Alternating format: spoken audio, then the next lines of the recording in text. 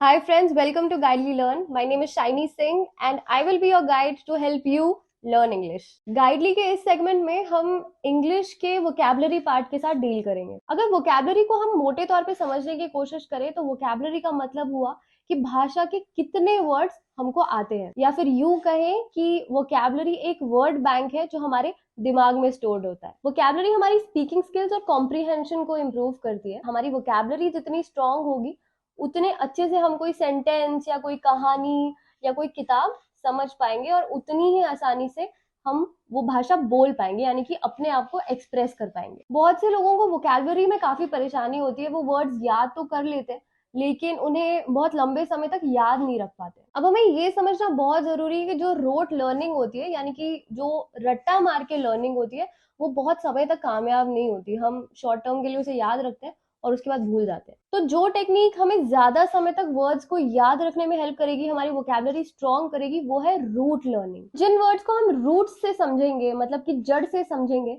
उन वर्ड्स को हमें याद रखने में ज्यादा आसानी होगी। अब कुछ वर्ड्स ऐसे होते हैं जो स्पेल और साउंड तो एग्जैक्टली सेम करते हैं, लेकिन जब हम उन्हें सेंटेंस में यूज करते हैं तो उनका मीनिंग बिल्कुल चेंज हो जाता है और हम कंफ्यूज हो जाते हैं। ऐसे वर्ड्स के बीच का डिफरेंस क्या है, ये भी हम समझेंगे सेंटेंस के माध्यम से। इंग्लिश एक बहुत इंटरेस्टिंग लैंग्वेज है, लेकिन कई बार कंफ्यूजिंग भी हो जाती है। तो हमको एग्जाम्स में एक बहुत ओपन माइंडेड अप्रोच के साथ जाना है। जरूरी नहीं है कि एक वर्ड का मतलब एक ही हो, उसके डिफरेंट मीनिंग्स भी हो सकते हैं। तो इसीलिए हमें एक पर्टिकुलर वर्ड का सिर्फ मीनिंग ही नहीं जानना है, बल्कि हमें ये भी समझना होगा कि हम उस वर्ड को कैसे डिफरेंट डिफरेंट सेंटेंसेस में यूज कर सकते हैं। तो गाइडी के इस सेगमेंट में हम वोकैबुलरी को एक्सप्लोर करेंगे रूट वर्ड को पकड़ के। हम हर सेशन में एक दो रूट वर्ड्स को पकड़ के उनका मीनिंग समझने की कोशिश करेंगे और फर्दर उन रूट वर्ड से क्या क्या वर्ड्स बनते हैं वो समझेंगे और उनका यूजेज भी सीखेंगे। इस सेशन को स्टार्ट करने से पहले मैं आपको एक रैंडम सा एग्जाम्पल देती हूँ। एक दिन आपकी मम्मी आपको कहती है कि बेटा जाओ जाके बाजार से सब्जियां लेके आओ,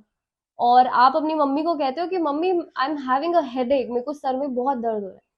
तो आपकी मम्मी आगे से आपको कहती है गो लाई ऑन योर बेड। अब अगर लाई वर्ड का लिटरल मीनिंग समझने की कोशिश करें तो हम सभी को पता है कि लाई का मतलब होता है झूठ बोलना। तो इसका मतलब क्या हुआ? क्या आपकी मम्मी आपको कह रही है कि बेटा जाओ जाके अपने बेड पे झूठ बोलो?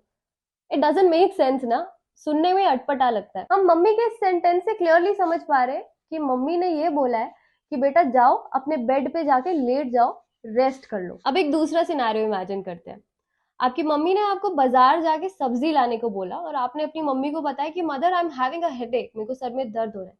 तो आपकी मम्मी आपको कहती है डोंट लाई। तो क्या इसका मतलब ये है कि लेट मत जाओ, या इसका मतलब ये है कि झूठ मत बोलो? हमें मम्मी के सेंटेंस को सुनकर ही लग रहा है कि मम्मी कहना चाह रही है कि बेटा झूठ मत बोलो, चुपचाप जाके सब्जी लेके आओ। तो आपने देखा ना कि कैसे सेंटेंसेस के चेंज होने से एक सेम वर्ड के मीनिंग्स भी चेंज हो जाते हैं। हैविंग सेड दैट, आज के सेशन का फर्स्ट वर्ड है टेली। टेली वर्ड का मीनिंग है फ्रॉम अ डिस्टेंस, यानी कि दूर से। एंड आई एम श्योर आपने टेली वर्ड से जुड़े हुए बहुत सारे शब्द देखे होंगे। अब देखते हैं कि रूट वर्ड टेली से आगे क्या क्या वर्ड्स बनते हैं। फर्स्ट वर्ड है टेलीफोन, यानी कि अ फोन और a device that makes it possible to speak to someone in another place, यानी कि वो डिवाइस जो हेल्प करता है हमें किसी दूर बैठे व्यक्ति से बात करने में। दूसरा वर्ड है टेलीविजन, यानी कि a medium for transmitting moving images and sounds. I am sure आप सभी को टेलीविजन वर्ड का मतलब पता होगा। हम सभी के घर में एक एक टीवी भी है। तो टेलीविजन क्या है? वो एक मीडियम है जिससे मूविंग इमेजेस यानी कि चलचित्र हमें दिखाई देती है। थर्ड वर्ड है टेलीग्राफ, यानी कि a method of sending and receiving messages by electrical और radio signals from a distance, यानी कि एक ऐसा मेथड जिससे हम कहीं दूर बैठे व्यक्ति को अपने मैसेजेस भेज भी सकते हैं और उसके मैसेजेस रिसीव भी कर सकते हैं इलेक्ट्रिकल या रेडियो सिग्नल्स के जरिए। फोर्थ वर्ड है telescope, and it means the magnifier of images of distant objects, यानी कि एक ऐसी चीज जो दूर के ऑब्जेक्ट्स को भी मैग्नीफाई करके यानी कि बड़ा करके दिखाता है। फिफ्थ वर्ड है telegram, a printed electronic message sent to somebody situated far away.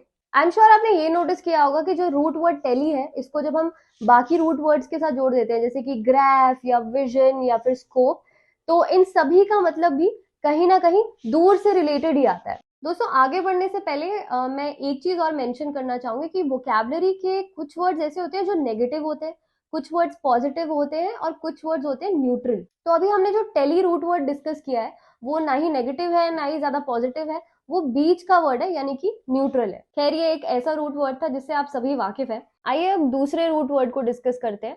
तो हमारा दूसरा रूट वर्ड है मैल, जो कि एक नेगेटिव वर्ड है जिसका मतलब होता है खराबी या एनीथिंग बैड। तो इंग्लिश लैंग्वेज में जब भी आपको कोई ऐसा वर्ड दिखे जो या तो शुरू मैल से हो रहा है या एंड मैल पे हो रहा है, तो आप समझ जाइए कि इसका मीनिंग कुछ ना कुछ खराबी से रिलेटेड होगा। तो मैल रूट वर्ड से जो पहला वर्ड हमें मिल रहा है वो है मैल फंक्शन।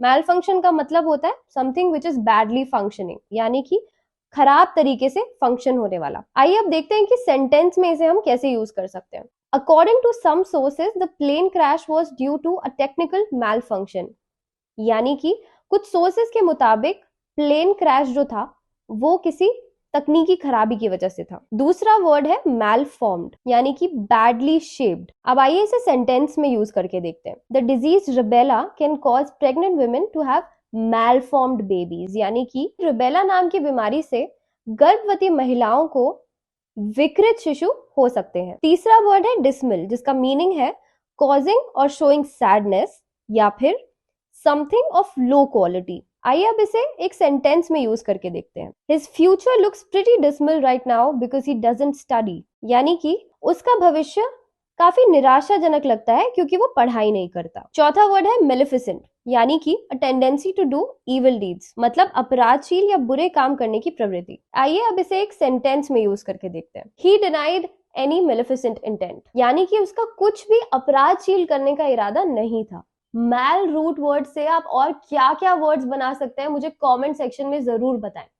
साथ ही साथ ये भी बताएं कि आपको ये सेशन कैसा लगा। तो फ्रेंड्स ये था वोकैबुलरी सेगमेंट का एक छोटा सा इंट्रोडक्टरी सेशन। अगले सेशन में मैं आपके लिए कुछ और रूट वर्ड्स लेकर आऊंगी जिनसे हम कई नए वर्ड्स सीखेंगे और उनकी यूजेज भी सीखेंगे। बैंकिंग से रिलेटेड और वीडियोस देखने के लिए हमारे चैनल को सब्सक्राइब जरूर करें। बाय।